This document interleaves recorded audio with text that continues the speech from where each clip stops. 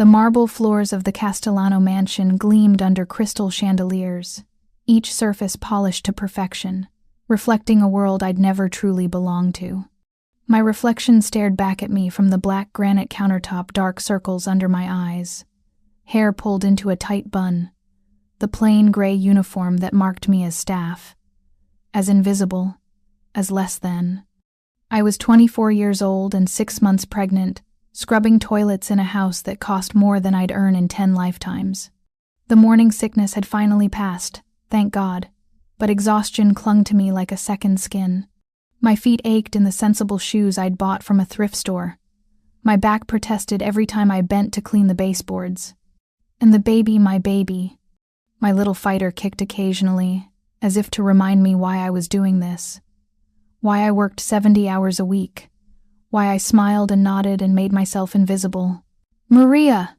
Carmen's voice echoed through the service hallway, sharp and impatient. "Mr. Castellano's study needs to be cleaned before he returns from the city. And don't forget to use the special wood polish, not the regular one. Last time you left streaks. Last time had been Sophia, not me, but I'd learned not to correct Carmen.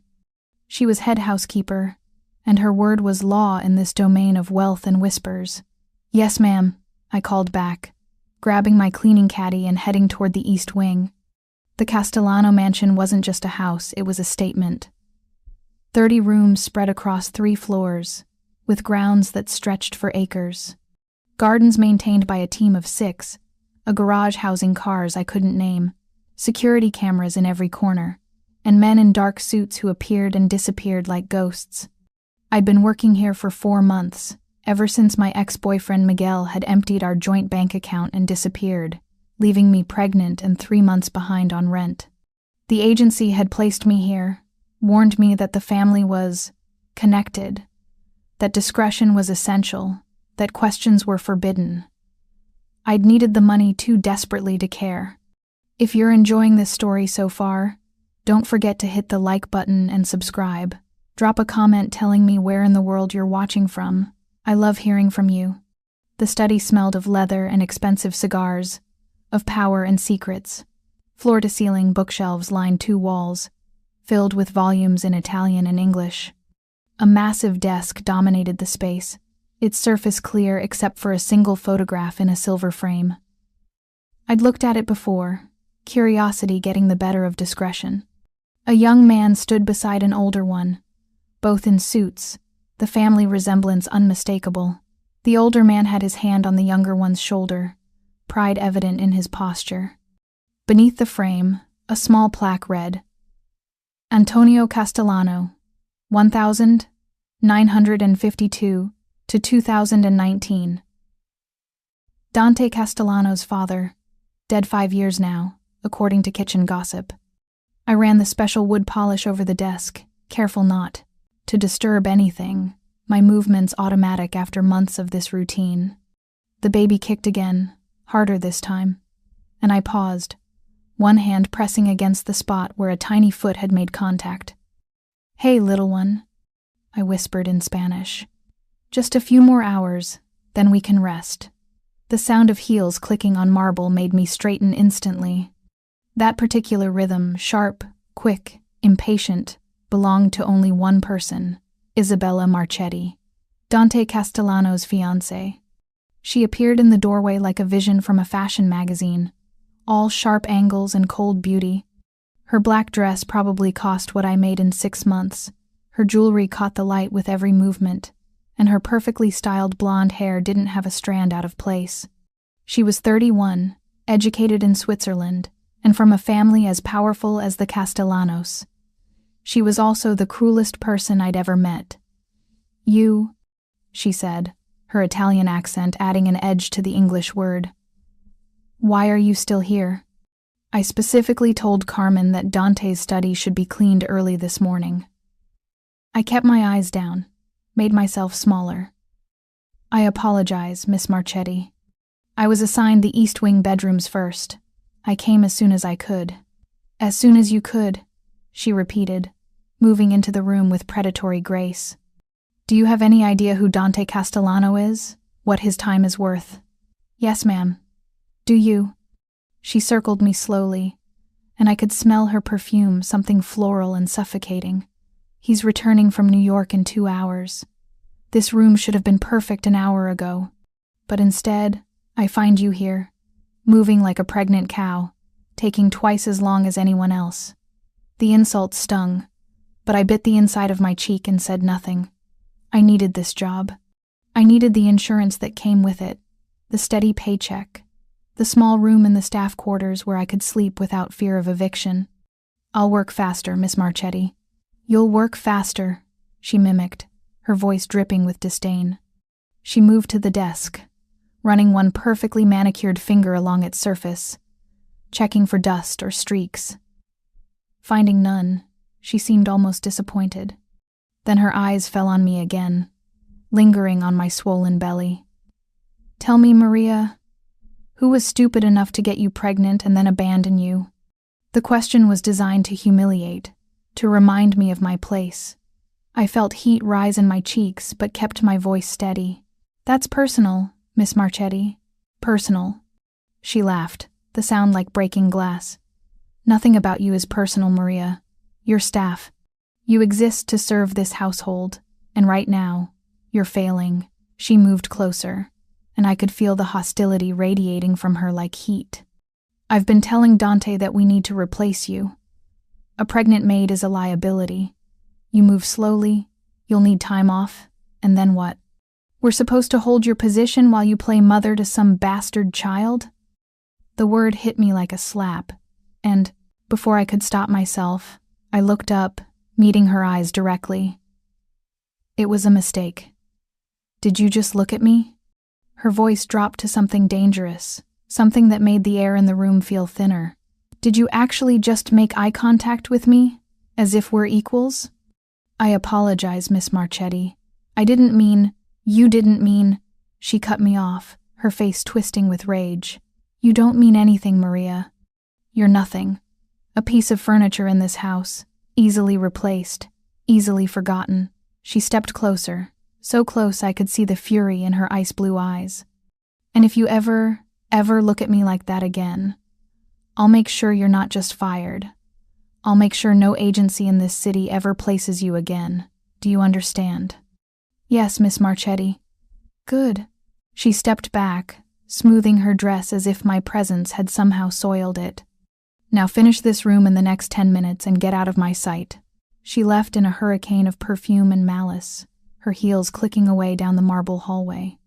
Only when the sound faded completely did I allow myself to breathe, to unclench my fists, to feel the tears threatening at the corners of my eyes. I wouldn't cry. I couldn't. Not here, not where someone might see. The baby kicked again, and I placed my hand over the spot, drawing strength from that small movement.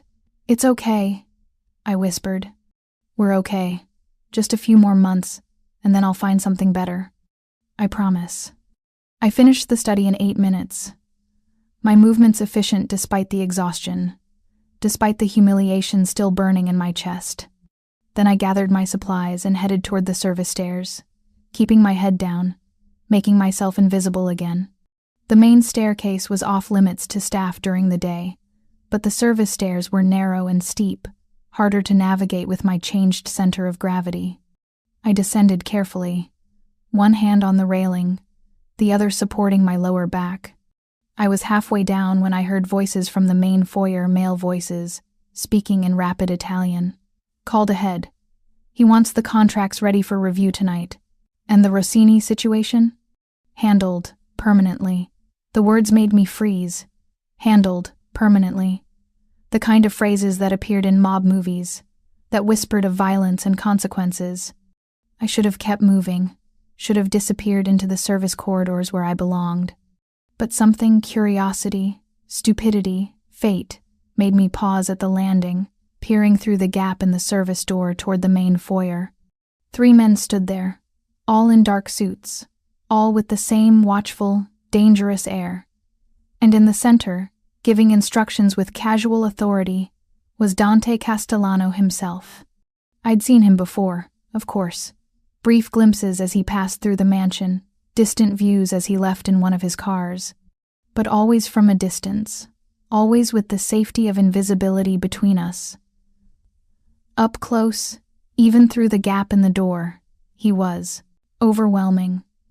Tall, easily over 6 feet, with the kind of build that suggested both power and discipline. His suit was impeccable, tailored perfectly to his broad shoulders and narrow waist. Dark hair, slightly longer than fashionable, curled just above his collar. And his face, sharp jawline, straight nose, lips that looked cruel even in repose, and eyes so dark they seemed black from this distance. He was 36, according to the staff gossip. Unmarried, though engaged to Isabella for the past year. The engagement had been arranged by their families, a merger of 2 powerful dynasties, old money and older violence. He was also, everyone agreed, not a man to cross. Arriving at 8, he was saying, his Italian, perfect, unaccented, the language of his ancestors. Make sure the west dining room is prepared. 12 settings.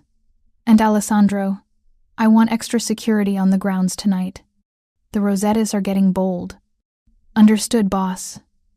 I should have moved. Should have continued down the stairs to the basement, to the staff quarters, to anywhere but here.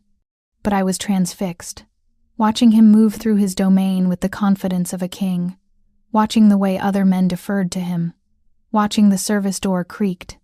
It was barely a sound, just the soft protest of old hinges. But in the marble foyer, it echoed like a gunshot. All 4 men turned toward the sound instantly, hands moving toward concealed weapons, bodies tensing for threat. And Dante Castellano's eyes, those impossibly dark eyes, locked directly onto mine through the gap in the door. For one endless moment, we stared at each other. Me, frozen on the service stairs, cleaning caddy in hand, pregnant belly prominent in my gray uniform. Him, powerful and dangerous and utterly still, assessing threat level, calculating response. Then his expression shifted, not to anger or annoyance, but to something I couldn't read, something that made my heart hammer in my chest for reasons that had nothing to do with fear. It's just staff, one of his men said dismissively, relaxing, but Dante didn't look away. His gaze held mine, intense and searching, as if he could see through the door, through the uniform, through every wall I'd built around myself. Sir? One of the men prompted. Finally, Dante blinked, breaking the connection. Continue with the preparations, he said, his voice low and controlled. I'll be in my study.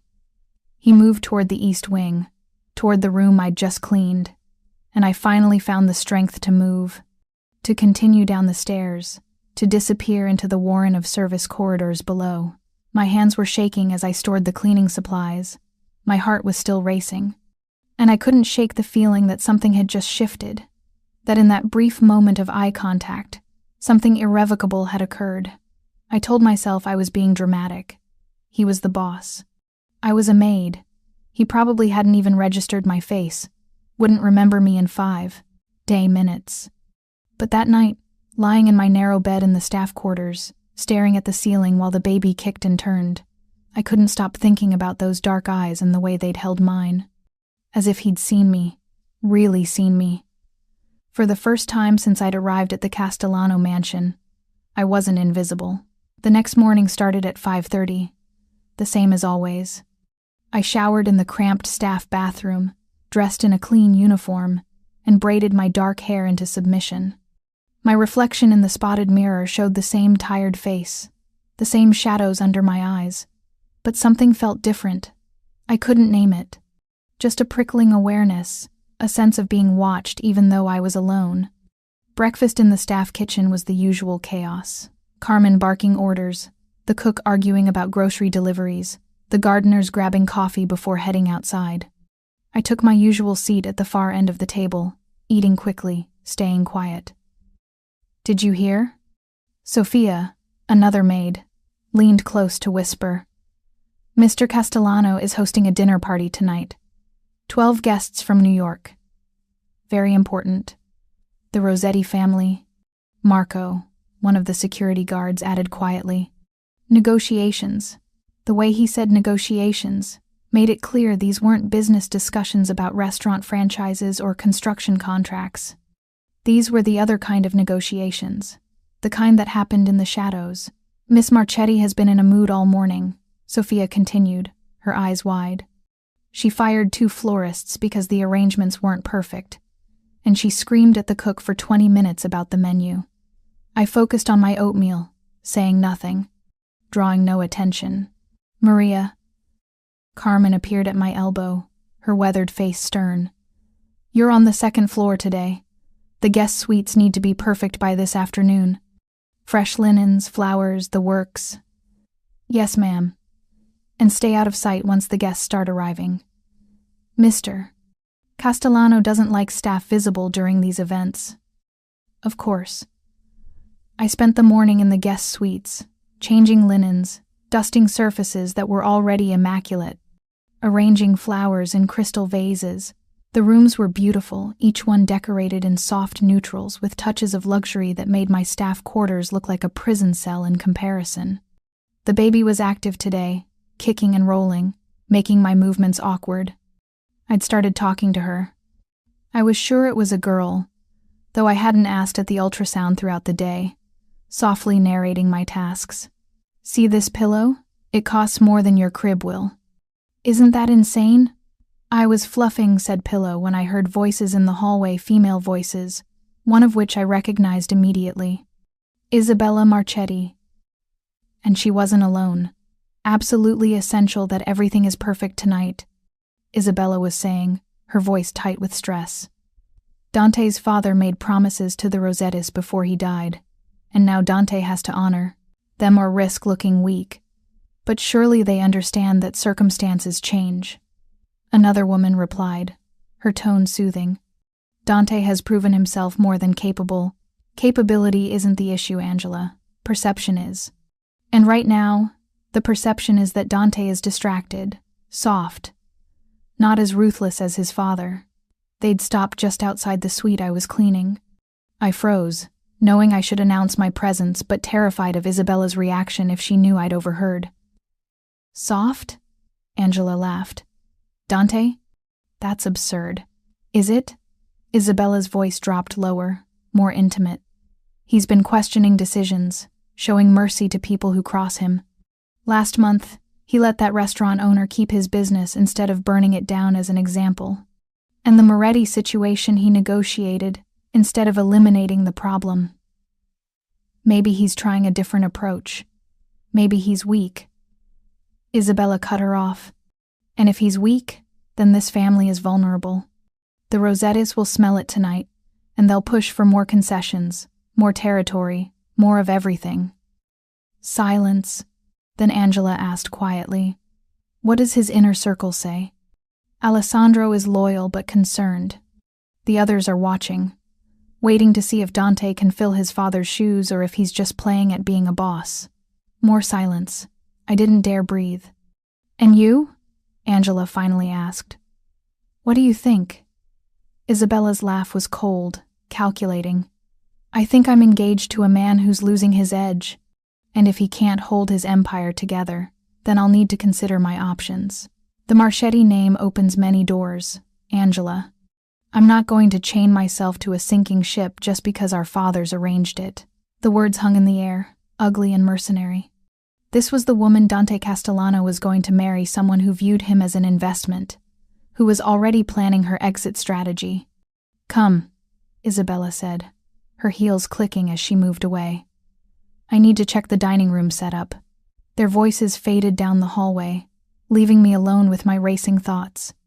I shouldn't care. Dante Castellano's personal life, his business struggles, his cold fiancée, none of it was my concern. I was staff, invisible, irrelevant. But I couldn't shake the image of him from yesterday, the way he'd looked at me through the service door. There'd been something in his eyes, something that didn't match Isabella's description of weakness. I finished the guest suite quickly and moved on to the next, keeping my head down, making myself small. By 3 p.m, all 6 suites were perfect, and I was exhausted, my feet swollen, my back screaming. I retreated to the staff quarters to rest for an hour before the evening shift, lying on my narrow bed with pillows propped under my feet. The baby had finally settled, and the quiet was blissful. I must have dozed off because the next thing I knew, someone was pounding on my door. "Maria! Maria! Get up!" Sophia's voice, panicked and urgent. I struggled upright, my body protesting. "What's wrong?" "There's been an incident. Miss Marchetti. She's just come quickly." I followed Sophia through the service corridors, my heart hammering. An incident could mean anything in this house, from a broken vase to something much worse. We emerged into the main kitchen to find absolute chaos. Carmen was on her phone, speaking rapidly in Italian. The cook stood with his hands on his head, looking stricken. And in the center of the room, kneeling on the floor surrounded by shattered china, was Lucia, the youngest maid, barely 18. She was crying, her hands bleeding from the broken pieces. "What happened?" I asked, moving instinctively to help her up. "Miss Marchetti," Lucia sobbed. "I was bringing in a sample of the china settings for tonight, and she said they were wrong, that I was incompetent, and she swept the entire tray out of my hands." I looked at the destruction on the floor. 12 place settings, shattered. Thousands of dollars of imported Italian china, destroyed in a fit of rage. "Where is Miss Marchetti now?" I asked, helping Lucia to her feet carefully, steering her away from the sharp edges. "She went upstairs," Carmen said, ending her call. Her face was grim. "Mr. Castellano is going to—" She stopped herself, glancing at all of us. "Just clean this up, quietly, and Lucia, go to my office. I'll deal with your hands." Sophia and I grabbed brooms and dustpans, working quickly to clear the debris. The door to the main house swung open, and Marco, the security guard, appeared. "Is everyone all right?" "I heard something break," Carmen said quickly. "Just an accident." Marco's eyes swept the room, taking in the extent of the damage. The blood on Lucia's hands, our tense faces. He frowned. "This wasn't an accident." "It's handled," Carmen said firmly. "Please return to your post." But Marco didn't move.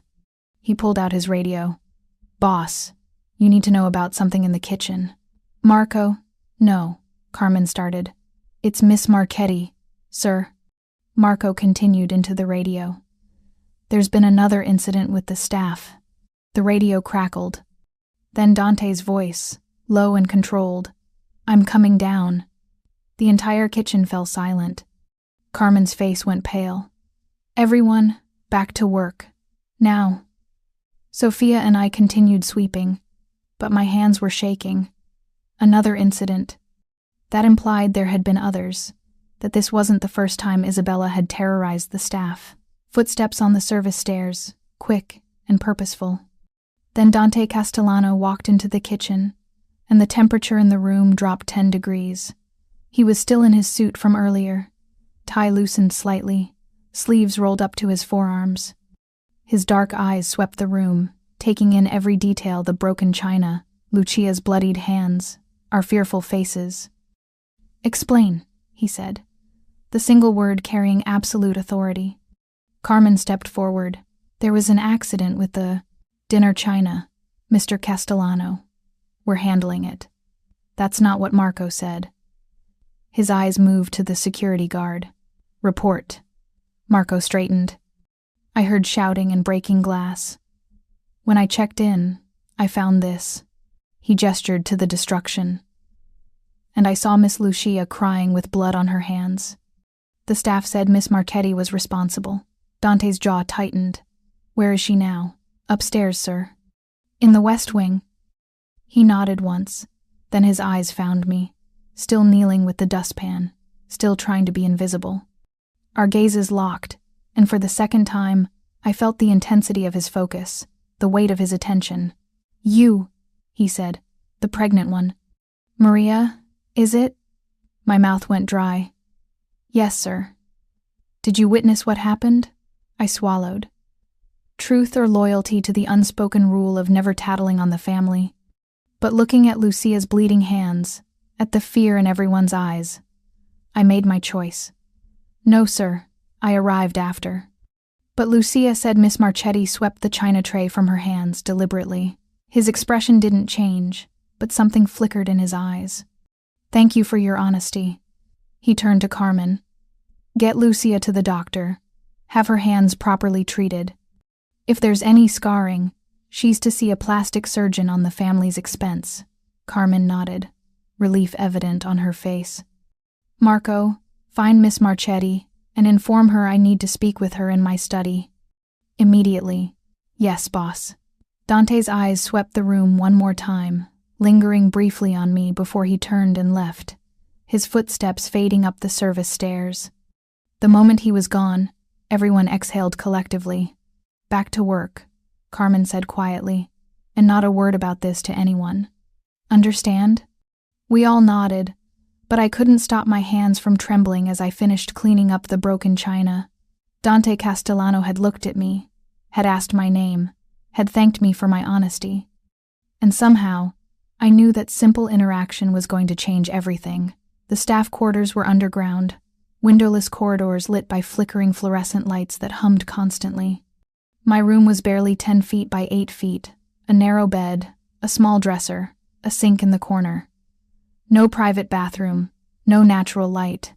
But it was mine, and after the chaos in the kitchen, I was grateful for the solitude. I lay on the bed, staring at the water-stained ceiling, one hand on my belly where the baby was doing somersaults.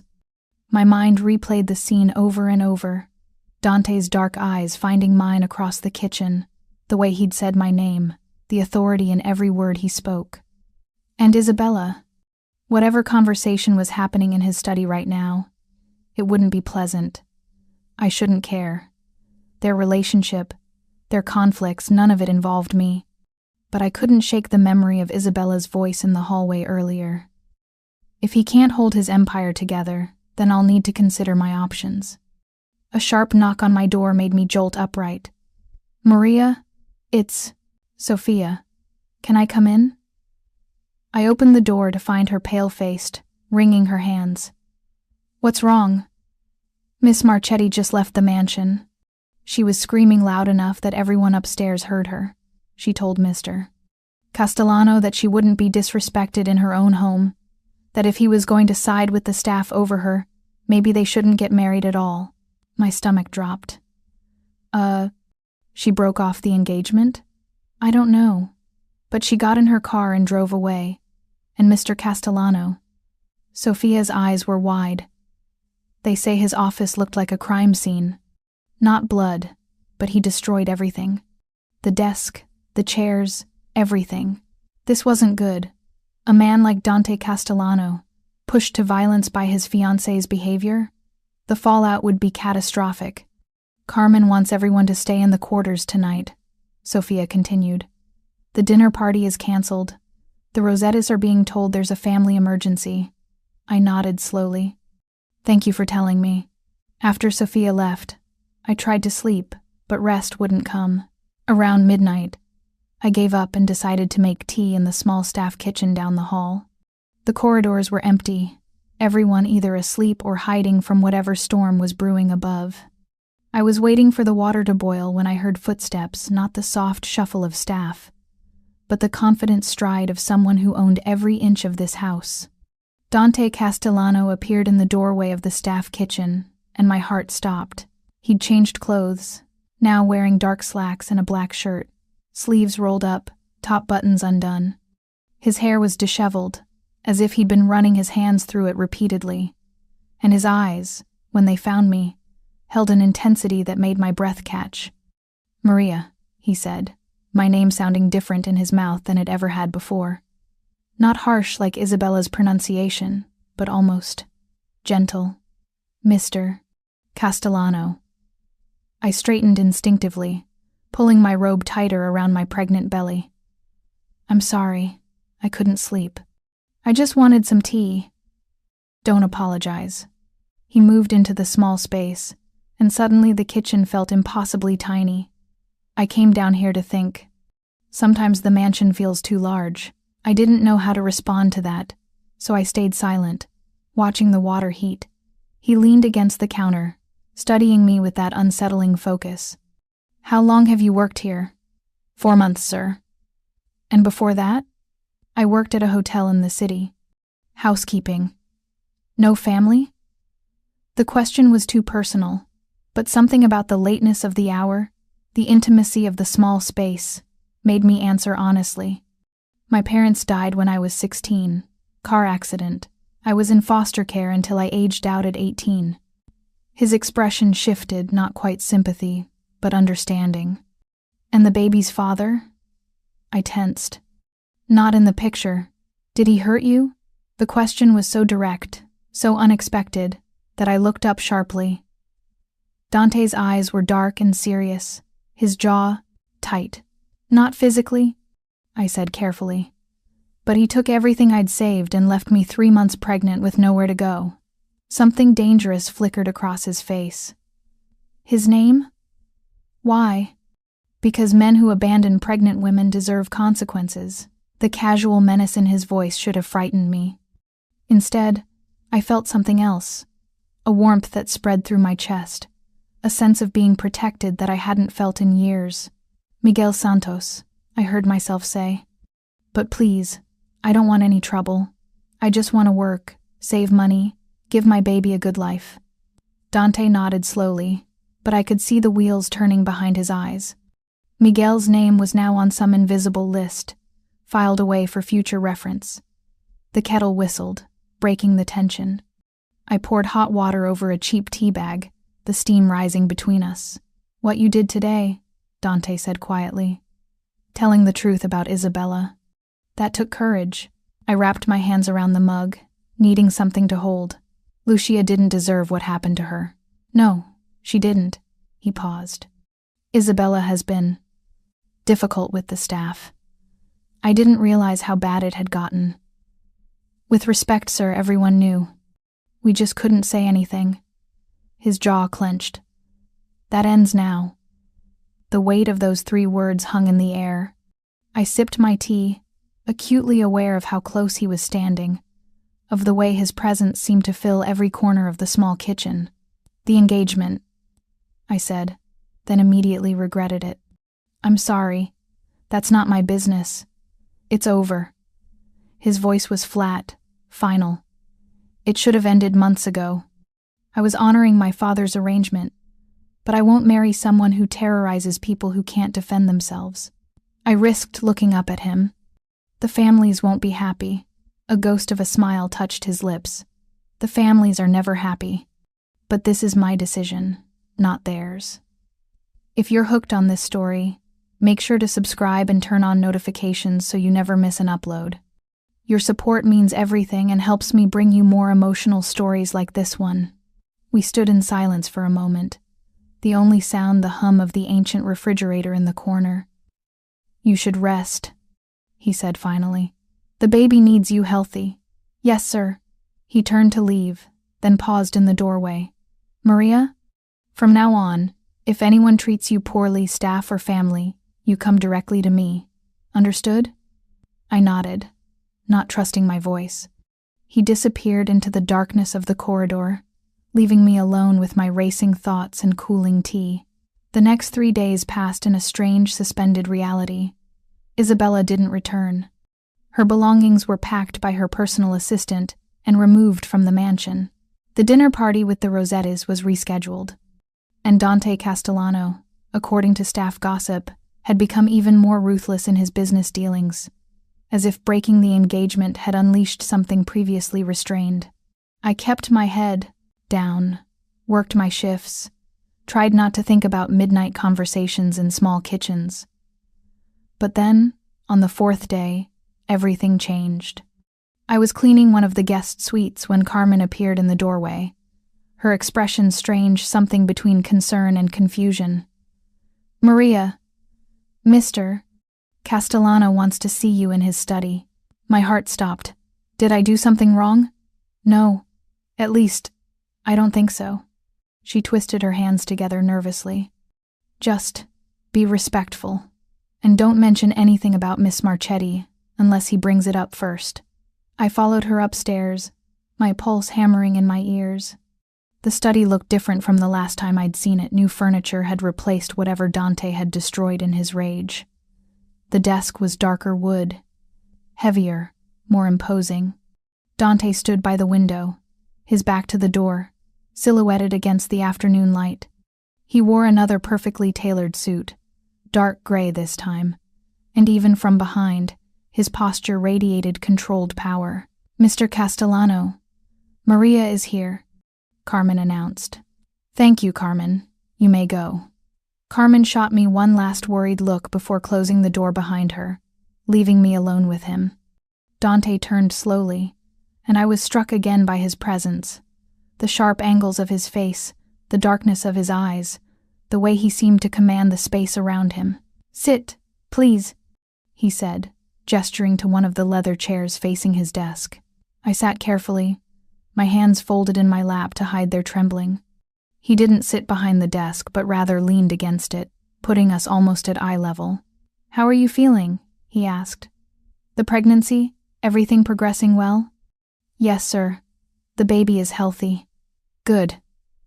He studied me for a long moment.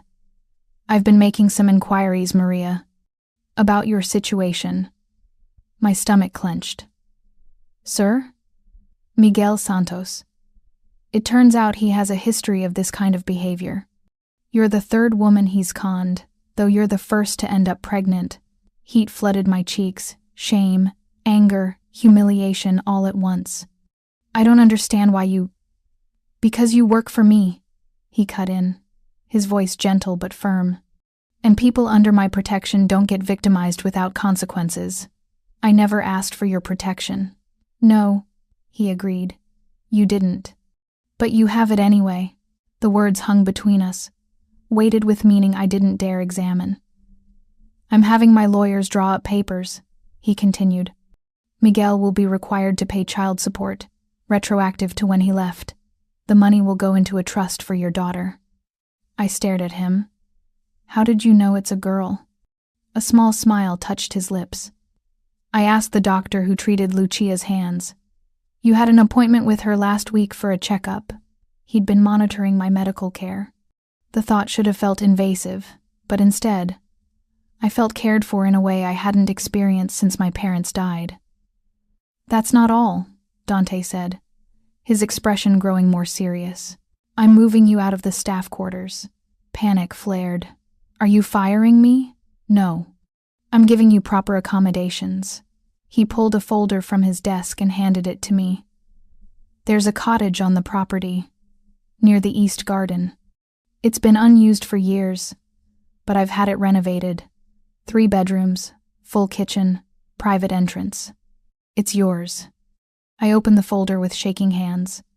Inside were photographs of a charming stone cottage with window boxes and a small front yard. The interior shots showed hardwood floors, updated appliances, furniture that looked comfortable rather than merely functional. "I can't accept this," I whispered, even as my heart ached with wanting. "You can, and you will." His voice was firm. "You're 6 months pregnant, Maria.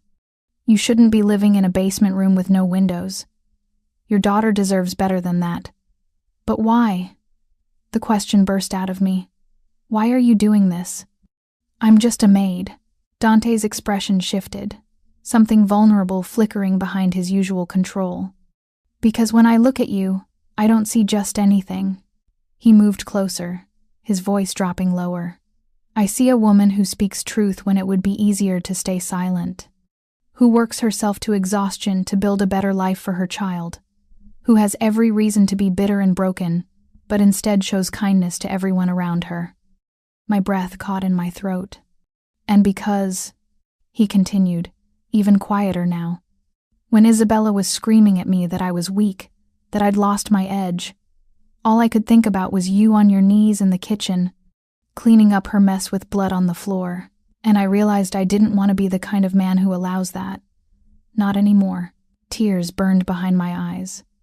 "Mr. Castellano, Dante," he said. "When we're alone, call me Dante. Dante." I tried the name, feeling how it shaped my mouth. "I don't know what to say. Say you'll take the cottage." Say you'll let me help you."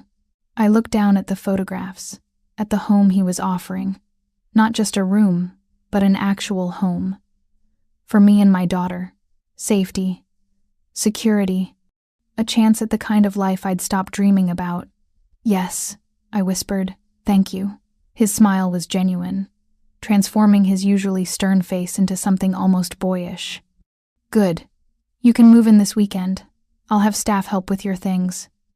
I stood on shaky legs, still clutching the folder. I should get back to work. "Maria?" He caught my arm gently as I turned to leave. His hand was warm through my sleeve, and I felt the touch like electricity. "This isn't charity. And it's not payment for your silence or your loyalty. Then what is it?" His dark eyes held mine, and in them I saw something that made my heart race for entirely new reasons. "It's the beginning of something I don't fully understand yet, but I want to find out. If you're willing." I should have been scared. Should have run from this powerful, dangerous man who was looking at me like I was precious. But standing there in his study, with his hand on my arm and his eyes holding mine, all I felt was safe. "I'm willing," I said softly. His smile widened slightly, and he released my arm. "Then I'll see you this weekend, when you're settled." I left his study in a daze, my mind spinning. In the corridor outside, I found Sophia and 2 other maids trying very hard to look like they hadn't been eavesdropping. "Maria!" Sophia grabbed my arm. "What happened? Are you okay?" I'm moving. To the cottage." Their eyes widened in perfect synchronization. "The cottage?" Sophia breathed. "But that's almost like being family, not staff." "I know. And Mr. Castellano." Another maid, Teresa, leaned in. Are you two?" "No," I said quickly. "It's not like that. He's just being kind." But even as I said it, I remembered the way he'd looked at me. The way he'd said the beginning of something. Sophia exchanged glances with Teresa, both of them wearing knowing expressions. "If you say so," Sophia said diplomatically. "But Maria? Be careful. Men like Dante Castellano, they don't do anything without a reason." Her words echoed in my mind as I returned to my duties, as I cleaned and dusted and tried to process everything that had just happened. She was right to warn me. Dante Castellano was dangerous, powerful, connected to violence and darkness I could barely imagine. Getting closer to him was playing with fire. But as I lay in my basement room that night, feeling my daughter kick and dream, I couldn't bring myself to be afraid. Because for the first time in years, someone saw me. Really saw me. And that feeling was more intoxicating than any danger could be terrifying. Moving day arrived with unexpected fanfare. I'd assumed I would pack my few belongings in a bag and walk them to the cottage myself. Instead, at 9 a.m, Marco appeared at my door with 2 other security guards and a maintenance worker. "Mr. Castellano's orders," Marco said with a slight smile. "We're here to help you move. I don't have much. Doesn't matter. Boss wants it done right." They carried my pathetic collection of belongings, 1 suitcase of clothes, a box of toiletries, 3 books, and the stuffed rabbit I'd bought for the baby, with the same seriousness they might have shown transporting crown jewels. The walk to the cottage took us through the east garden, where roses bloomed in careful rows and a fountain burbled peacefully. The morning sun was warm, the air sweet with the scent of flowers, and for a moment, I could almost forget this was still part of the Castellano estate, still within the walls that kept the dangerous world at bay. The cottage was even more beautiful in person than in the photographs. Stone exterior with ivy climbing the walls, window boxes filled with cheerful flowers, a red front door that gleamed in the sunlight. Marco unlocked it and stepped aside. "After you, Miss Maria." I walked in and had to bite my lip to keep from crying. The interior had been completely transformed. The living room featured comfortable furniture in soft blues and creams, throw pillows that invited curling up with a book, and a fireplace with a basket of wood beside it. The kitchen was small but perfect, with modern appliances and a table for two by the window. But it was the bedrooms that broke my composure completely. The master bedroom had a queen-size bed with a thick mattress, soft linens, and more pillows than any one person needed. An attached bathroom featured a deep soaking tub and a shower with excellent water pressure luxuries I'd almost forgotten existed. The second bedroom had been set up as an office, with a desk, a comfortable chair, and built-in bookshelves waiting to be filled. And the third bedroom. The third bedroom was a nursery. A white crib stood against one wall, already dressed with soft pink bedding, a changing table, a rocking chair with a footstool, a dresser painted soft yellow. On the walls, someone had stenciled clouds and stars, creating a dreamy sky, and in the corner, a mobile hung above the crib, wooden animals that would spin and dance in the slightest breeze. I stood in the doorway, one hand on my belly, tears streaming down my face. Mr. Castellano had the decorator ask what colors you liked. Marco said quietly from behind me. We heard you telling Sophia you hoped for yellows and pinks, gentle colors. He did all this? My voice was barely a whisper. He spent 3 days overseeing it personally. Wanted everything perfect. I couldn't speak, could barely breathe.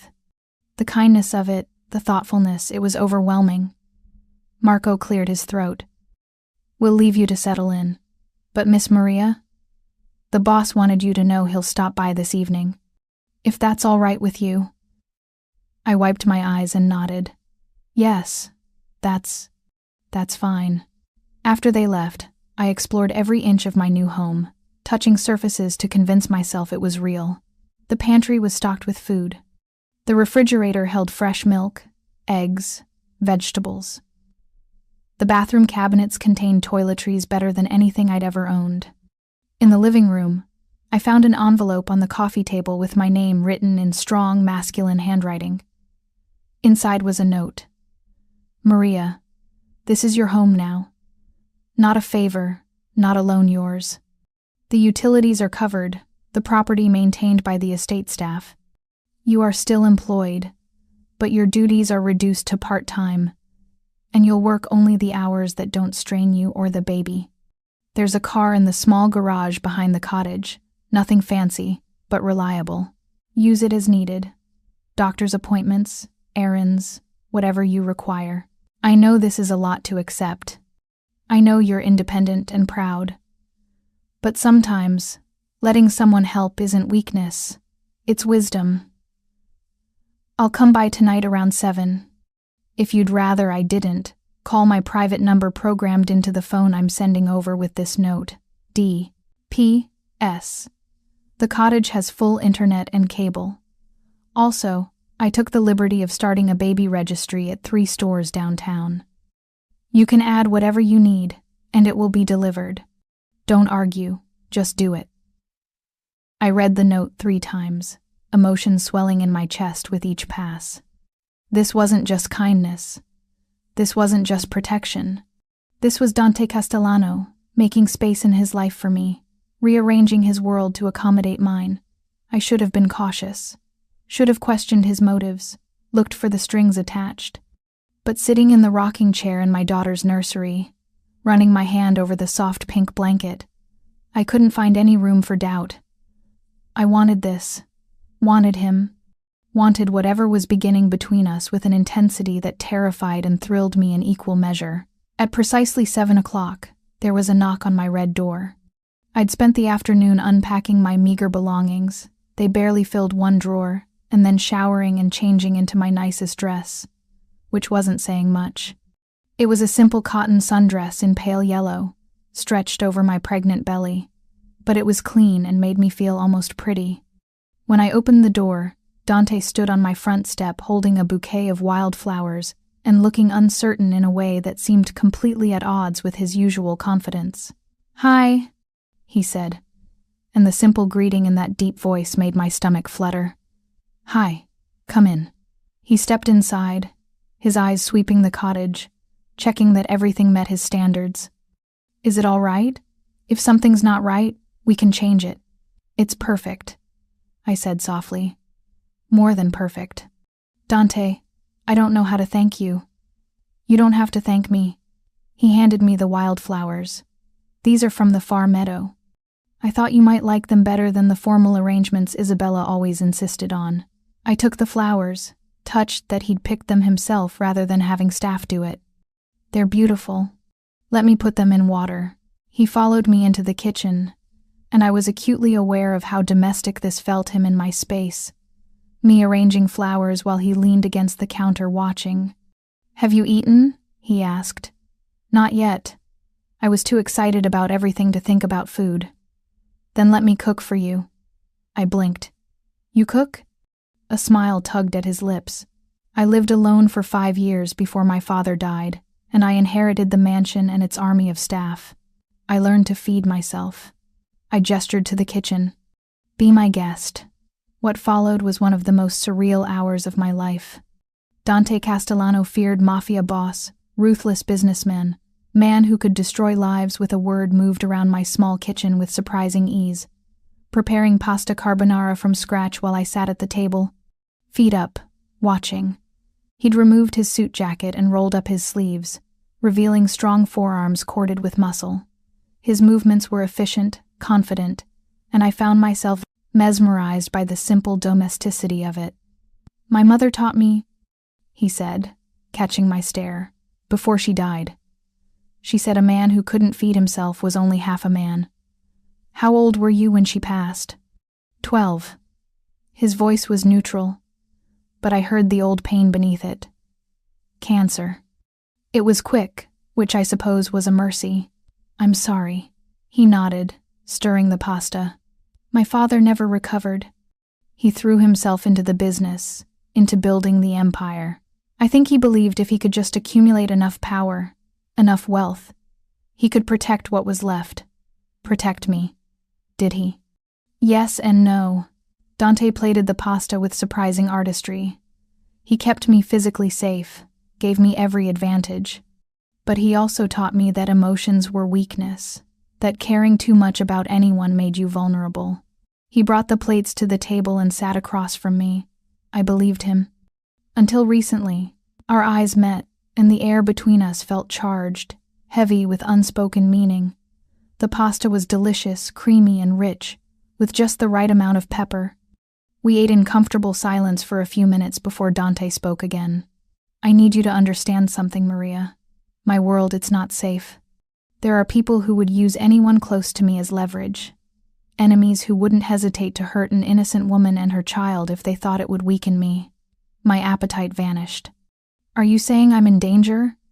I'm saying you will be if people realize you're important to me. He set down his fork, his expression serious. That's why I'm telling you this now, before things go any further. You have a choice. You can stay here, work part-time, be safe and protected, but distant.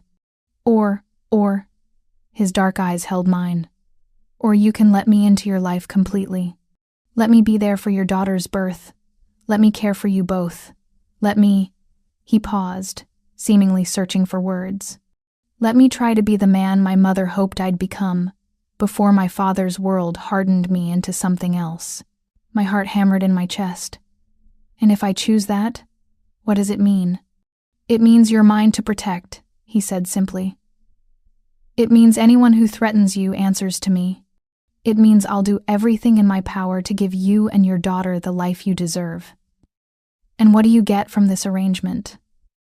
A smile ghosted across his lips. The chance to be something more than what I was born into. The chance to see the world through your eyes. The chance to... He stopped, then continued more quietly. To not be alone anymore. The vulnerability in that last admission broke something open inside me. This powerful, dangerous man was lonely. Had been lonely, I realized, for much longer than the few days since Isabella left. I choose the second option, I said, my voice steady despite my racing heart. I choose you. Something blazed in his eyes, relief, joy, possession, and then he was standing, coming around the table, pulling me gently to my round feet. You're sure? His hands framed my face, thumbs stroking my cheeks. Once you're mine, Maria, I don't let go easily. I'm sure. He kissed me then, and it was nothing like I'd imagined. Not rough or demanding, but achingly gentle, reverent even, as if I were something precious and breakable.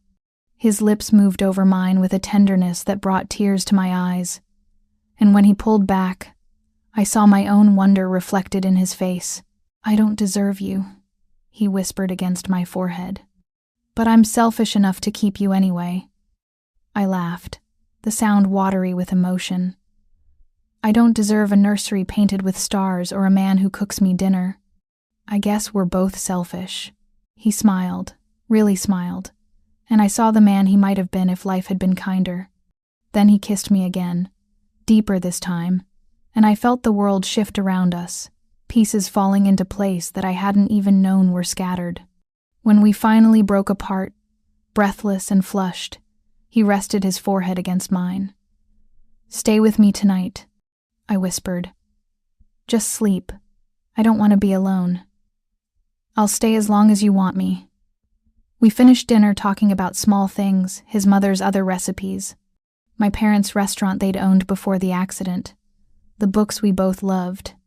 Then he helped me clean up, and we moved to the couch, where I curled against his side, his arm around my shoulders, his hand resting gently on my belly. "She's kicking," I said softly. "May I?" I guided his hand to the spot where my daughter was performing gymnastics. His eyes widened when he felt the movement, and his expression transformed into something I'd never seen before, pure, unguarded wonder. "She's strong," he murmured. "She'll have to be, growing up in our world." "Our world," he repeated, testing the phrase. Then he looked at me with fierce determination. "I'll make it safe for her, Maria. Whatever it takes, I'll build a world where she can grow up without fear." I believed him. Maybe I was naive, maybe I was foolish, but looking into his dark eyes, I believed every word. We fell asleep there on the couch, his arms around me, his breath warm against my hair. And for the first time since Miguel had left, since my parents had died, since I'd learned I was pregnant and alone for the first time in years, I felt like I'd found home. Not in the cottage, beautiful as it was, but in the arms of a dangerous man who looked at me like I was worth protecting. The next 3 weeks passed in a golden haze of discovery and contentment. Dante visited the cottage every evening, sometimes bringing dinner, sometimes arriving just to sit with me and feel the baby kick. He was surprisingly gentle for a man whose reputation was built on ruthless efficiency. His large hands careful on my belly, his voice soft when he spoke to my daughter through my skin. "She needs a name," he said one evening, stretched out on the couch with my feet in his lap, massaging the swelling away with patient fingers. "I've been thinking about Sofia," I said. "After my mother. Sofia Castellano." He tested the name, his eyes meeting mine with an intensity that made my breath catch. "It suits her. I didn't say her last name would be Castellano. Didn't you?" His smile was knowing, possessive. "She's mine to protect, Maria. That means she carries my name." I should have argued, should have defended my independence. But the truth was, I wanted it, wanted the protection his name offered, wanted the world to know this child belonged to someone powerful enough to shield her from everything that had hurt me. "Okay," I whispered. "Sofia Castellano." He pulled me closer, his lips finding mine in a kiss that started tender and deepened into something that made heat pool low in my belly. His hand slid up my leg, under the loose dress I wore, but he stopped himself before going too far. "Not until after the baby," he said, his voice rough with restraint. "I won't risk hurting either of you. The consideration, the self-control, it made me want him even more. But our bubble of peace couldn't last forever. The first crack appeared on a Tuesday morning. I was in the main mansion's kitchen, having volunteered to help with preparations for a business dinner Dante was hosting. Carmen had protested that I didn't need to work anymore, but I'd insisted. Sitting idle in the cottage made me feel useless, disconnected from the reality of my situation. I was arranging appetizers on silver trays when Sofia rushed in, her face pale. "Maria, you need to leave," Now." "What? Why?" "Miss Marchetti just arrived, with her father and brothers. They're demanding to see Mr. Castellano, and they're angry, really angry." My stomach dropped. "Isabella." I'd known this confrontation was coming, but I'd hoped for more time, more distance between the broken engagement and whatever reckoning the Marchetti family demanded. "Go to your cottage and lock the doors," Sophia urged. "Marco already sent word to Mr. Castellano. He's on his way back from the city." But before I could move, raised voices echoed from the main foyer, male voices, furious and loud, and one female voice cutting through like a blade. "Isabella, humiliated our entire family. You break our engagement without warning, without explanation. And for what? For some pregnant whore you've been hiding in the cottage?" My blood turned to ice. She knew. Of course she knew. In a world like this, secrets didn't stay buried long. "Miss Maria, please." Carmen appeared at my elbow. "Come with me, the service stairs." "No." The word surprised me as much as it surprised them. "No, I'm not hiding, Maria." But I was already moving toward the foyer, my heart hammering but my spine straight. If Isabella was going to destroy me, she'd do it to my face.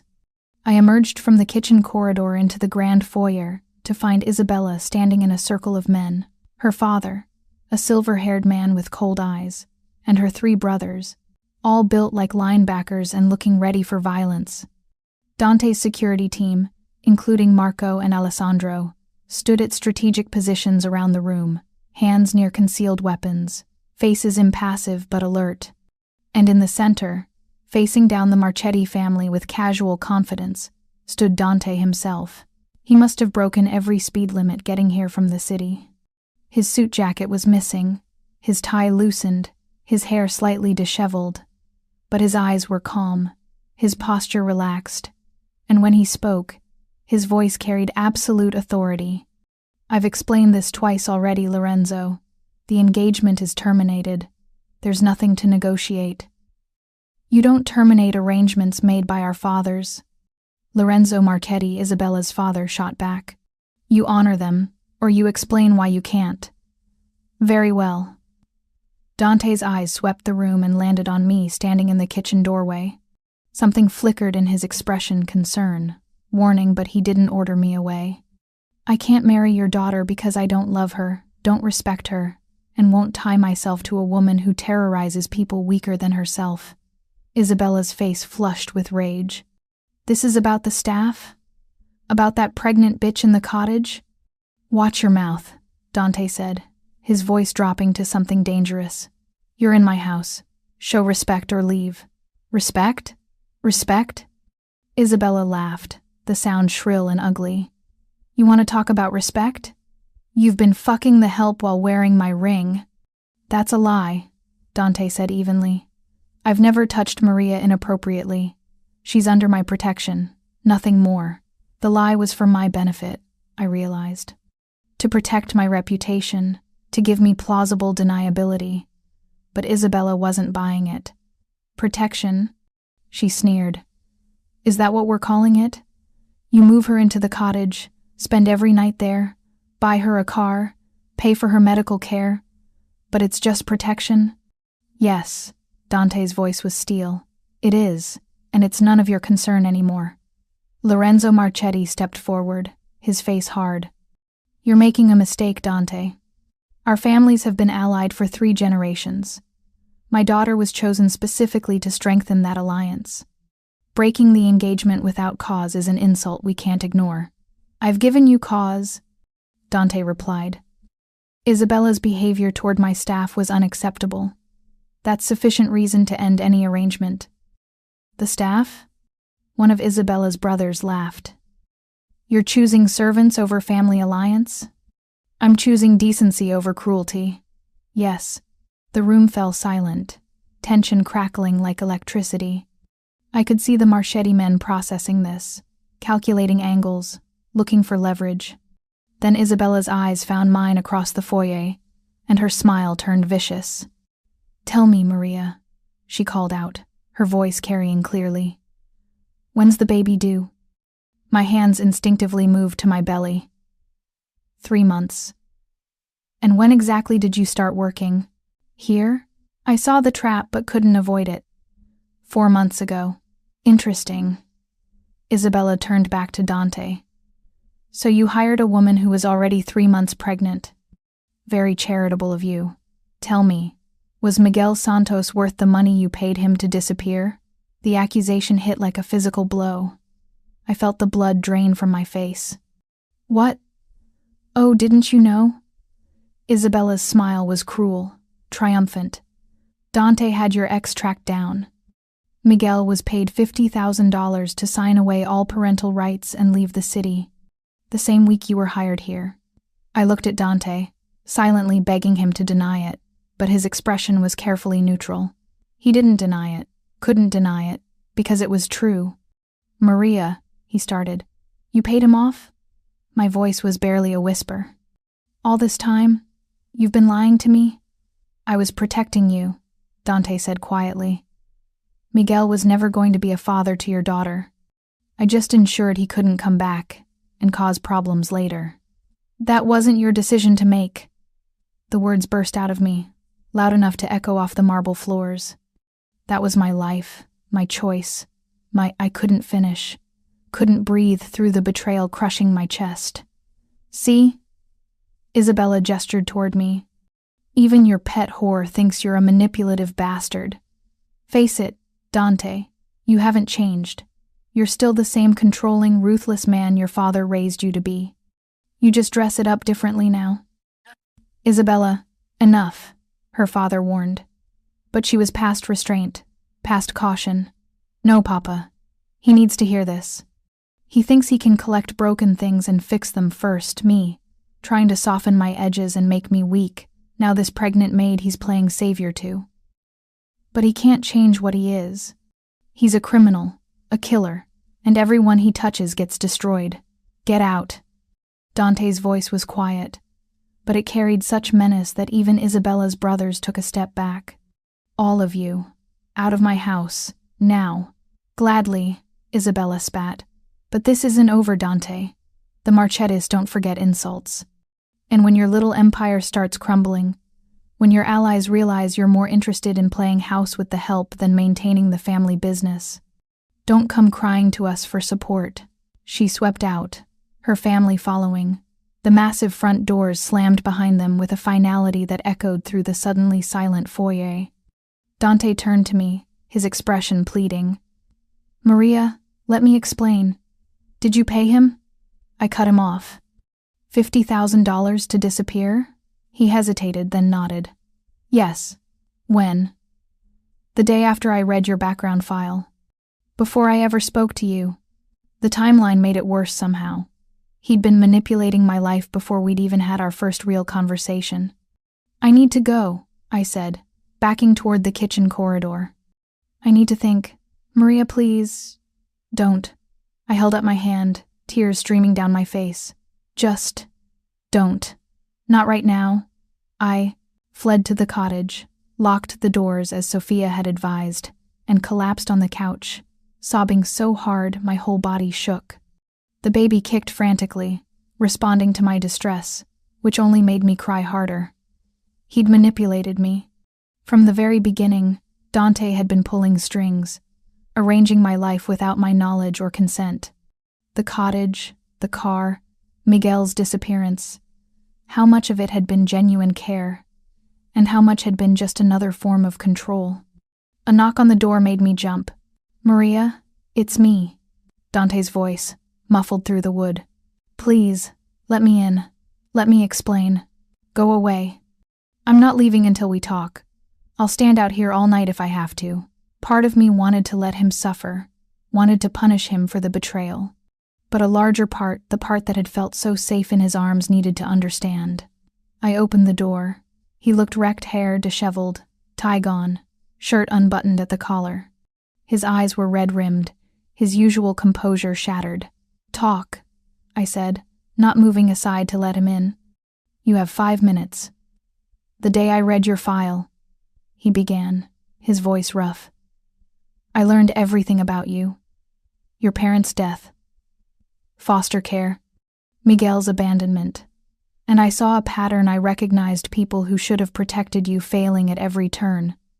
He ran his hand through his hair. So yes, I tracked down Miguel.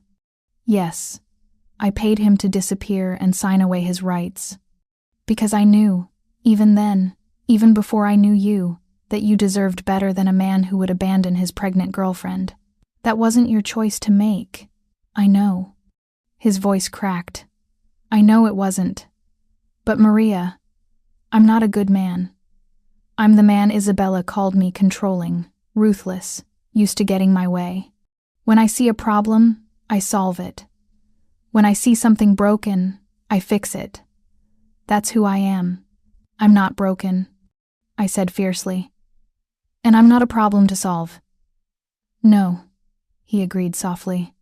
You're not. You're the strongest person I've ever met. But I'm still the man who sees someone he cares about struggling and does whatever it takes to help, even if it means crossing lines, even if it means not asking permission first. He stepped closer, not touching me, but close enough that I could feel his warmth. I can't promise I'll never make decisions without consulting you. I can't promise I'll always ask before protecting you. That's not who I am, and I won't lie about it. Then what can you promise? My voice broke on the question. I can promise that every decision I make, every line I cross, every rule I break, it will always be because I care about you more than I care about being right. I can promise that I'll try to be better, to include you, to remember that you're not someone to be managed, but someone to be loved. Loved? The word hung between us, unspoken until now, undeniable in its truth. You love me? I whispered. His dark eyes held mine, vulnerable and fierce at once. From the moment you looked at me, through that service door, terrified, but standing your ground. Yes, Maria, I love you, desperately, completely, in a way that terrifies me because it means Isabella was right. You are my weakness. The one thing that could destroy me. Tears streamed down my face again, but different tears now. You should have told me. About Miguel, about everything. I deserved the truth. You're right. And from now on, you'll have it. All of it, no matter how ugly. He reached for my hand, his touch gentle, questioning. But Maria, I need you to understand something. The world I live in, it doesn't allow for slow, careful decisions. Sometimes I have to act fast, protect first, and explain later. Can you live with that? I thought about it. Really thought about it. Could I accept a man who would always try to control situations for my benefit? Who would make decisions he thought were best without asking? Who came from a world of violence and would use that violence to protect what was his? The answer should have been no. Should have been run, flee, take your daughter and disappear into a normal life with a normal man. But standing there, my hand in his, feeling the desperate sincerity radiating from him, I knew my answer. I can live with it, I said softly. If you can live with me calling you out when you cross too many lines, if you can accept that I'm your partner, not your responsibility. Relief washed over his face so completely I thought his legs might give out. Yes, God, yes, partners, equals, whatever you need. He pulled me into his arms then, and I let him, pressing my face against his chest, breathing in his scent, feeling his heart hammer against my cheek. I'm still mad at you, I mumbled against his shirt. I know, and I'm going to need time to trust you completely again. I know, but I love you too, I admitted, the words muffled but clear. Even though you're controlling and manipulative and terrifying. His arms tightened around me. Those are my best qualities. I laughed despite everything, the sound watery but genuine. We're completely insane, aren't it? Probably. He pulled back just enough to look at my face, his thumbs wiping away my tears. But I'll take insane with you over sane without you any day. He kissed me then, and it felt like a promise, like a vow, like the beginning of something that would probably be messy and complicated, but also real and deep and worth fighting for. When we finally broke apart, I took his hand and led him inside the cottage, closing the door on the world outside, on Isabella's threats, on family alliances, on everything except this moment, this man, and the life we were choosing to build together. We spent the rest of the evening on the couch, my head on his shoulder, his hand on my belly, talking about everything and nothing. He told me about his father's death, about the weight of inherited responsibility. I told him about my parents' restaurant, about the dreams I'd had before life had derailed them. After Sophia is born, he said quietly, if you want to go back to school, finish your degree, I'll make it happen. I want to work, I said. Not as a maid, but something meaningful. Maybe event planning? I'm good at organizing things. Then we'll make that happen too. He kissed the top of my head. Whatever you want, Maria, I mean that. What I want, I said, turning to look at him, is for you to keep cooking me dinner. For you to be there when Sophia is born. For you to teach me about your world so I'm not always playing catch-up. And for you to remember that I chose you with full knowledge of who and what you are. His eyes softened. I can do that. We fell asleep there again, tangled together, and I dreamed of futures that felt possible for the first time in years. But our peace lasted only 3 days. I was in the nursery, folding tiny clothes I'd ordered from the baby registry Dante had set up, when my phone rang, the secure one Dante had given me, programmed with only essential contacts. It was Alessandro, Dante's second-in-command, and his voice was tense.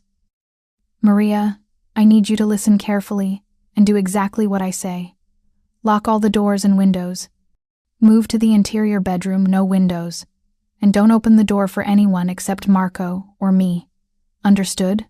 My heart seized. What's happening? The Marchettis. They're making a move. We knew they would retaliate, but we didn't expect this so soon. Dante's handling it, but he needs to know you're safe. Where is he? In the city, dealing with the situation. Just please, Maria, do what I'm telling you. I hung up and immediately followed his instructions, my hands shaking as I locked windows and doors, my mind racing through possibilities. What kind of move? Violence? Legal action? Something else entirely? I was in the master bedroom, the most interior room with the thickest walls, when I heard the sound of cars outside, multiple engines, coming fast. My phone rang again. Marco this time. Maria, it's all right, it's us. Dante sent additional security. I'm at your front door with 4 men. We're going to secure the perimeter and stay until this is resolved. I let them in, and suddenly my cozy cottage was full of armed men in tactical gear, checking sight lines, posting guards. It was terrifying and reassuring in equal measure. What's happening? I asked Marco. Please, I need to know. He hesitated, then seemed to decide I deserved the truth. The Marchettis hired the Rossetti family to challenge Dante's territorial claims. They're saying the broken engagement invalidates all previous agreements between the families. If Dante can't defend his position, he loses everything: the shipping contracts, the restaurant chains, the legitimate businesses that fund everything else. And if he fights back? Marco's expression was grim. Then we're looking at a war. People will die, some of them ours. I sank onto the couch, my hand on my belly, feeling Sophia kick in response to my racing heartbeat. This was my fault. If Dante hadn't broken the engagement, if he hadn't chosen me over Isabella, none of this would be happening. Don't, Marco said, reading my expression. Don't blame yourself. This was coming anyway. Isabella's father has been angling for more power for years. You were just the excuse, not the cause. But knowing that didn't ease the guilt, didn't stop the fear. Hours passed with no word. The men outside rotated shifts, maintaining constant vigilance. I tried to rest but couldn't, pacing the bedroom, checking my phone obsessively for messages that didn't come. Finally, at nearly midnight, headlights swept the cottage. Marco's radio crackled. Boss incoming. I was at the door before he could stop me, pulling it open to find Dante striding up the path. He looked exhausted, his suit dirty, a cut above his eyebrow that was still bleeding slightly. But he was alive, whole, and the relief nearly brought me to my knees. "You're okay," I breathed as he reached me. "I'm okay." He pulled me against him, his arms like iron bands. "God, Maria, I'm sorry. I should have seen this coming, should have protected you better." "I'm fine. We're fine." I pulled back to look at his face, gently touching the cut above his eye. "What happened?" "The Rosettas made their move," we countered. "It's handled." The carefully neutral words didn't fool me. Handled how? His eyes met mine, and I saw the darkness there, the reminder of what he was capable of. "Some problems can only be solved permanently, Maria. I won't apologize for protecting what's mine. I should have been horrified, should have pushed him away, demanded details, recoiled from the violence implicit in his words. Instead, I pulled him inside, into the bedroom, away from the guards and staff, and let him hold me while the adrenaline drained from his system and exhaustion replaced it. "The Marchettas?" I asked quietly. "Lorenzo knows better than to push further. He'll back down, save face by claiming he was honoring my father's memory by testing my strength. In a week, this will all be forgotten. And Isabella? Gone. Her father is sending her to Europe for a year. When she returns, if she returns, it will be with a new understanding of how things work." I nodded against his chest, processing. This was his world: power plays and violent solutions, respect earned through strength, and problems that disappeared permanently. It should have terrified me. But lying there in his arms, feeling his heart beat steadily against my cheek, I felt only safe. "I want to know," I said suddenly. "Everything. Who you really are, what you really do, all of it." He stiffened. "Maria, no secrets," I insisted. "If we're doing this, really doing this, then I need to know what I'm part of. I can handle it, Dante. But I can't handle being kept in the dark." For a long moment he was silent. Then he began to talk. He told me about his father's empire, built over 4 decades through a combination of legitimate business and less legitimate enterprises. He explained the network of alliances and obligations, the way power flowed through families and territories. He described his role not quite the crime lord Isabella had called him, but not far from it either. Protection rackets, smuggling operations, political connections maintained through carefully distributed bribes. "I've killed people," he said quietly. "Not many, and never without cause. But yes, I have blood on my hands. To protect yourself? Sometimes. Sometimes to protect others who couldn't protect themselves. Sometimes because the alternative was worse." I absorbed this, turning it over in my mind. "Do you want out? Is that even possible?" He laughed bitterly. "There is no out, Maria. This world doesn't let you retire. The best I can do is try to shift toward more legitimate operations, reduce the violence, build something I won't be ashamed to pass down to." He stopped. "To Sophia?" I finished softly. His hand found my belly, pressing gently. "I want her to inherit an empire, not a kingdom of blood. I want her to have choices I didn't." "Is that naive?" "It's hopeful," I corrected. "And hope is never naive." We fell asleep like that, his hand on my belly, our daughter kicking occasionally between us, and I felt the shift between us solidify into something unbreakable. This was my choice. This man, this life, this complicated, dangerous, beautiful reality, and I'd never been more certain of anything. The next weeks blurred together in a strange combination of normalcy and tension. Dante's predictions proved accurate. The Marchettas backed down, and gradually, the security presence around the cottage relaxed. But something had fundamentally changed. The rest of Dante's organization now knew about me, about my importance to him. That made me both protected and a potential target. Dante responded by bringing me more fully into his world. I attended dinners with business associates, learning to read the undercurrents of conversation, understanding what was said and what was merely implied. Alessandro's wife, Gianna, took me under her wing, teaching me the unspoken rules of this life, when to speak, when to listen, how to project strength while remaining gracious. "You're a natural," she told me one afternoon over tea in my cottage. "Most women in our world are born to it, or marry into it, and struggle for years. But you understand instinctively how to navigate." "Maybe because I've spent my life making myself invisible," I said. "I know how to read rooms, how to avoid danger. That's part of it," she agreed. "But there's more. You have genuine compassion, Maria.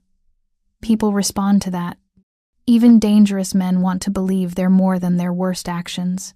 You make them believe it." I thought about that later, watching Dante work in his study, reviewing contracts, taking calls, making decisions that affected thousands of lives. He looked up and caught me watching, his stern expression softening immediately. "What?" he asked. "Just thinking about how complicated you are." He set down his pen and held out his hand. I crossed to him, letting him pull me onto his lap, more difficult now at 8 months pregnant. But he adjusted easily, his arms coming around me, his chin resting on my shoulder. "Tell me," he prompted. "Gianna said I help people see they're more than their worst actions. But you've shown me I'm more than my worst moments. More than the abandoned pregnant woman, more than the scared girl in foster care. You've given me the chance to be someone strong." His arms tightened. "You were always strong, Maria. I just gave you space to show it." 2 weeks before my due date, Dante surprised me with a ceremony in the cottage's small garden. Nothing formal, nothing legal yet that would come after Sophia's birth.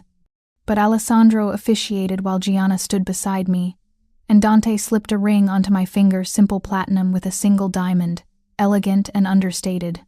"This is a promise," he said, his dark eyes holding mine, "that whatever comes, whatever threats we face, whatever challenges this life throws at us, I'll stand beside you. As your partner, your protector, your equal. You're not just the mother of my child, Maria. You're my heart, the better part of me, the reason I want to build something worth leaving behind." I cried through my vows, promising to trust him, to call him on his controlling tendencies, to be the conscience he sometimes needed. And when he kissed me, sealing our unofficial union, I felt the rightness of it in my bones. This was where I belonged. Not in the mansion, not among the legitimate world I'd left behind, but here in the complicated space between light and dark, with a man who would burn down the world to keep me safe. Sofia Castellano was born 3 days later, on a Tuesday morning at precisely 6:47 a.m. Labor started in the middle of the night, and Dante drove me to the private hospital himself, breaking every speed limit, his hand gripping mine so tightly I thought my bones might crack. "Breathe," I reminded him during a contraction. "You're supposed to be calm."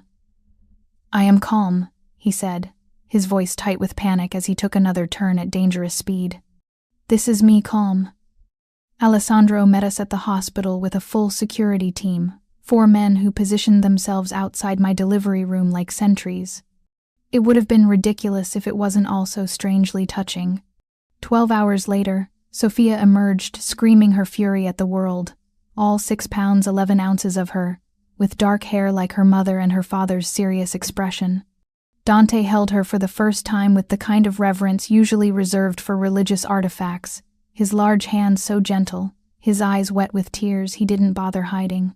"She's perfect," he whispered. "Maria, she's absolutely perfect."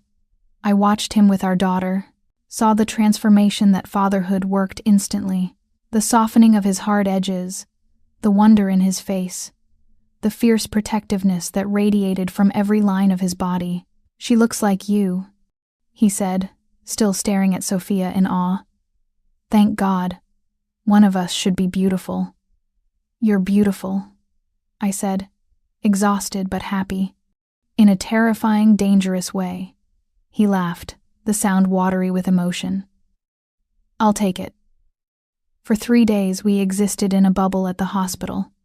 Dante rarely left my side, sleeping in the uncomfortable chair beside my bed, taking turns with the night feedings, learning how to change diapers with the same focus he brought to business negotiations.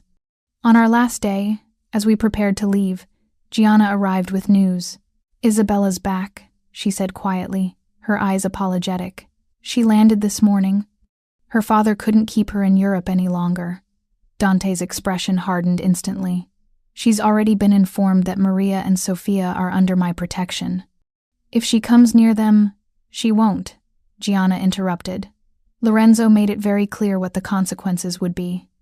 "But Dante, you should know she's telling people the baby is Miguel's. That you're just playing house with a woman who used you to secure a better life for her illegitimate child." Rage flashed across his face. But before he could speak, I caught his hand. "Let her," I said quietly. "Let people believe whatever they want. We know the truth. The truth matters," he argued. Sofia deserves a father who's present, not one who's constantly fighting battles against spiteful exes. Isabella can say whatever she wants. It doesn't change what we have." He studied me for a long moment, then nodded slowly. "You're right. You're always right." "Not always," I smiled. "But in this case, yes." We brought Sofia home to the cottage, to the nursery with painted stars, and the rocking chair where Dante spent hours soothing her to sleep. Life settled into a new rhythm, exhausting, beautiful, chaotic, and perfect. 6 months later, I stood in the garden of the Castellano mansion, no longer a place where I cleaned, but the home where I lived. Dante had proposed we move from the cottage to the mansion after Sofia was born, and after some deliberation, I'd agreed. The cottage would always be special to us, the place where our love story truly began. But the mansion offered space, security, and the resources to raise our daughter safely. And I'd made it clear, if we were living there, I was living there as Dante's equal, not as staff who had been promoted. Carmen and the others reported to me now.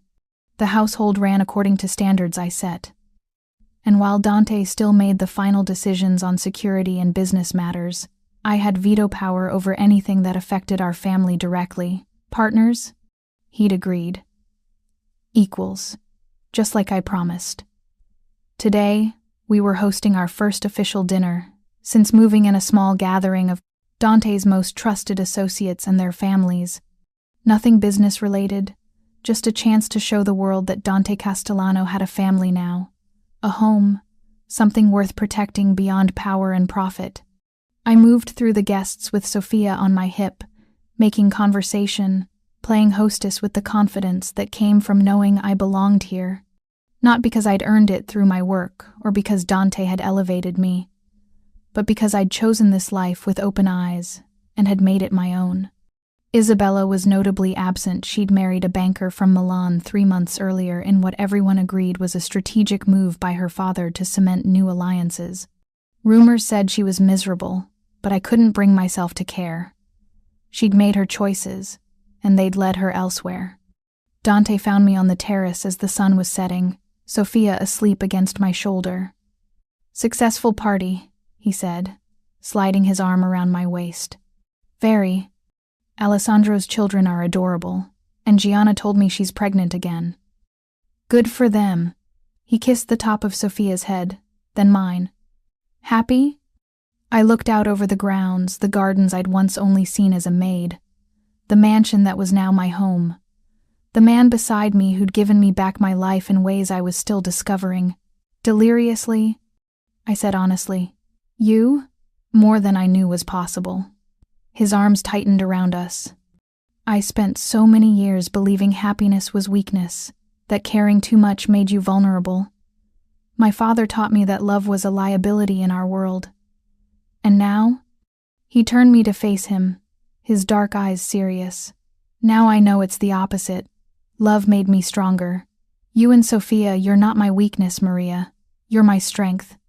The reason I fight to build something better. The reason I get up every morning and try to be the man you deserve."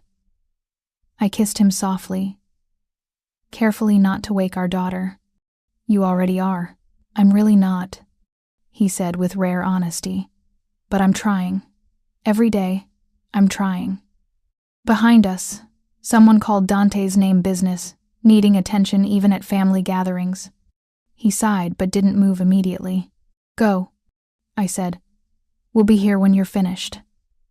He kissed me again, longer this time, then disappeared inside to handle whatever crisis required his attention. I stayed on the terrace with Sophia, sleeping against my shoulder, watching the sun paint the sky in shades of gold and pink, and thought about the journey that had brought me here. A year ago, I'd been alone and terrified, scrubbing floors in a mansion where I was invisible. Now I stood in that same mansion as its lady, mother to its heir, wife unofficial but recognized to its master. It hadn't been a fairy tale. There'd been manipulation and secrets, violence and danger, moments when I'd questioned every choice. But there'd also been genuine love, hard-won trust, and the slow building of something real between two people who'd both been taught that happiness was impossible. Sophia stirred against my shoulder, making the little sounds that meant she'd wake soon and demand feeding. I shifted her gently, preparing to go inside, when I felt Dante's presence behind me again. That was quick, I said. I told them it could wait. He moved to stand beside me, his hand finding the small of my back. This is more important. Watching the sunset? Watching you watch the sunset, holding my daughter, being with my family. He paused. Being the man who gets to call you mine. I leaned into him, letting his strength support me, feeling Sophia's small warmth between us. We're all yours, I said softly. For as long as you want us. His arms came around us both, sheltering and protective. Forever, then.